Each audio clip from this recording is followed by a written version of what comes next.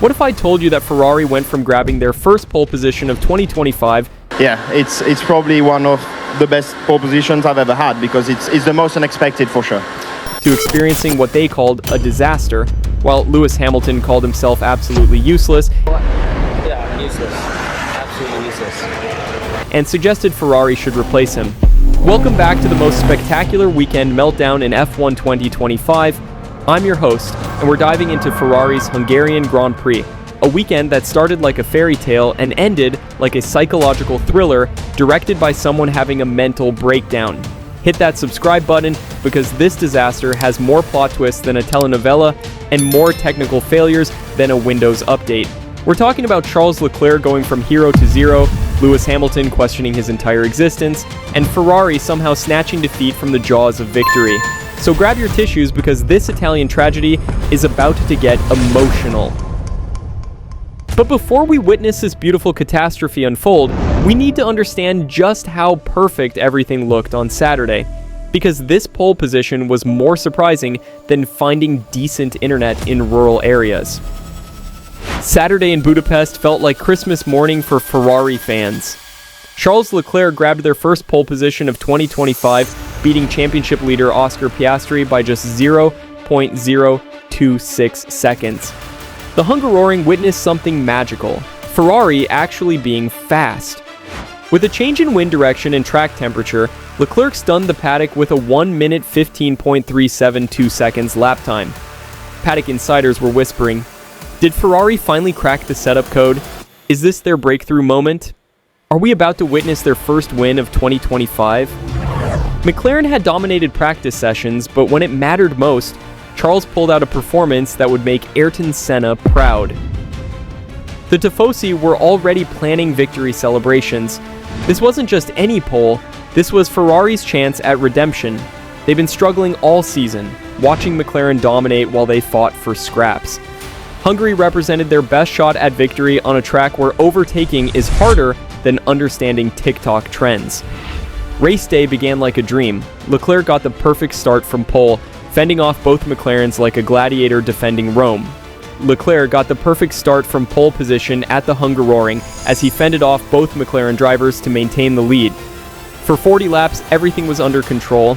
Ferrari was matching McLaren's pace, building gaps, and looking like actual championship contenders. But this is Ferrari we're talking about. When things look too good to be true, they usually are.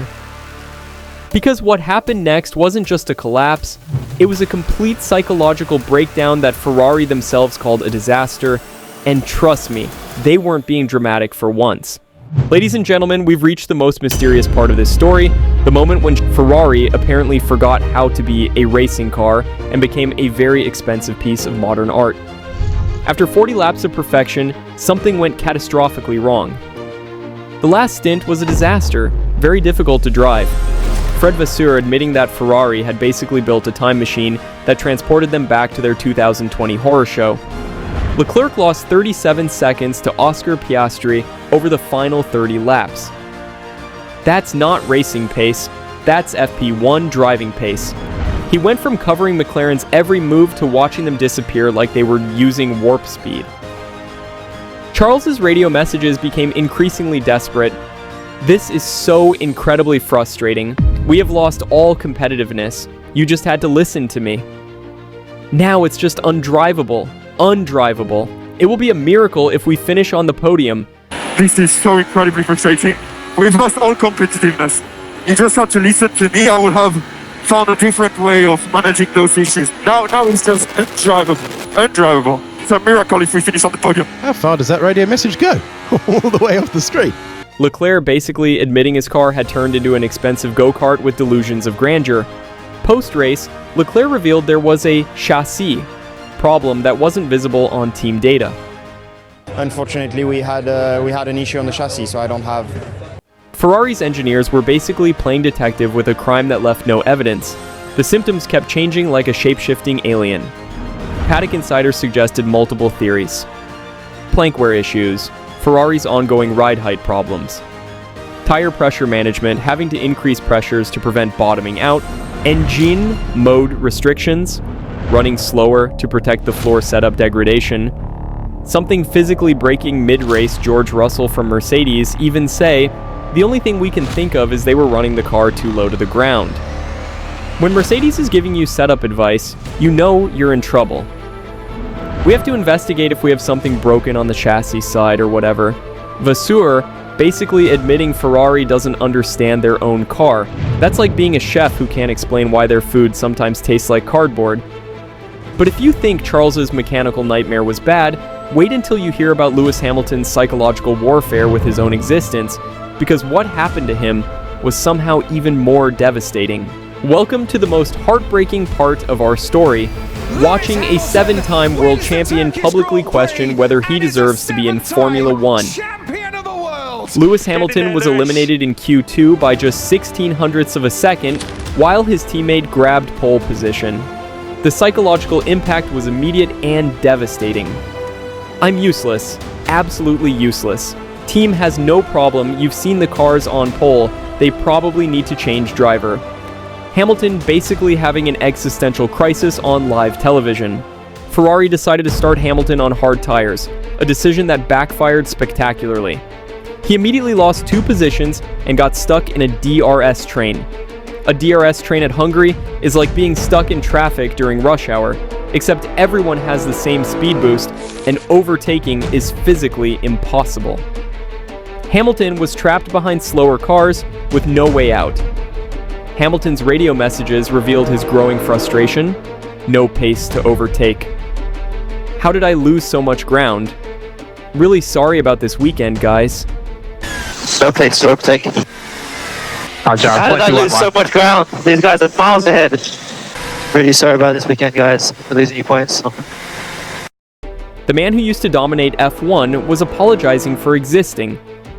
Adding insult to injury, Hamilton found himself battling Max Verstappen, not for the lead, but for 12th place. These 2 legends who fought for championships were scrapping for table scraps. It was like watching Muhammad Ali and Joe Frazier having a thumb wrestling contest in a retirement home. After the race, Hamilton's comments became even more concerning. "I look forward to coming back. Hopefully, I will be back. Yeah." That word "hopefully" from Lewis Hamilton should terrify every Ferrari fan. Plus, his cryptic mention of "a lot going on in the background, that's not great." Fred Vasseur tried damage control. I don't need to motivate him, honestly, he's frustrated, but not demotivated. When your team principal has to explain that your driver isn't demotivated, you know things have gone sideways faster than a Ferrari strategy meeting. But the individual disasters were just symptoms of a much deeper problem. Ferrari's strategic decisions in Hungary were so catastrophically bad, they made their famous Plan F look like genius. Welcome to Ferrari's strategy department, where decisions are made with all the foresight of a blindfolded person playing darts while riding a roller coaster. Starting Hamilton on hard tires was like bringing a knife to a gunfight and then apologizing to the knife.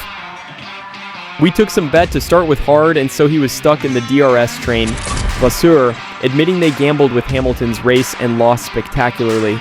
At Hungary, where track position is everything, they put their struggling driver on the tire compound that makes overtaking even more impossible. It's like giving someone a bicycle and asking them to win the Indy 500. Ferrari's ongoing struggles with ride height came back to haunt them.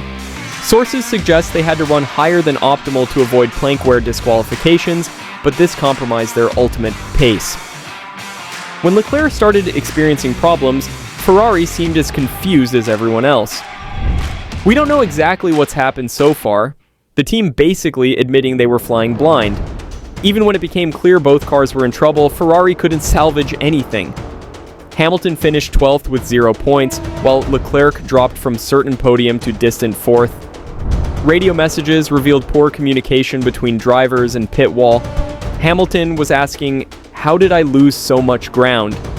While Leclerc was screaming about being ignored, Ferrari had 2 cars in contention and managed to throw away both opportunities.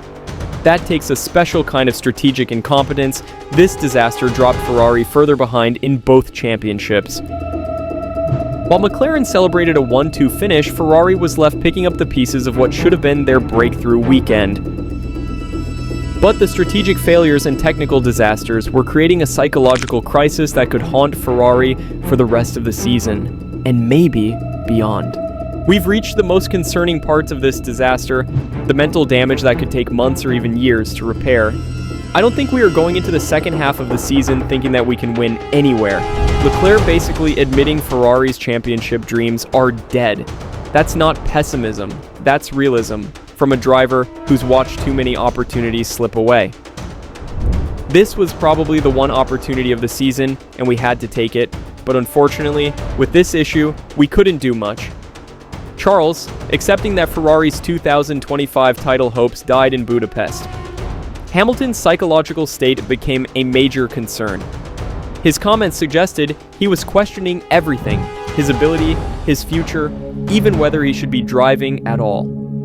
Paddock insiders report genuine worry about Hamilton's mental state, especially after his cryptic references to background issues and uncertain future with the team.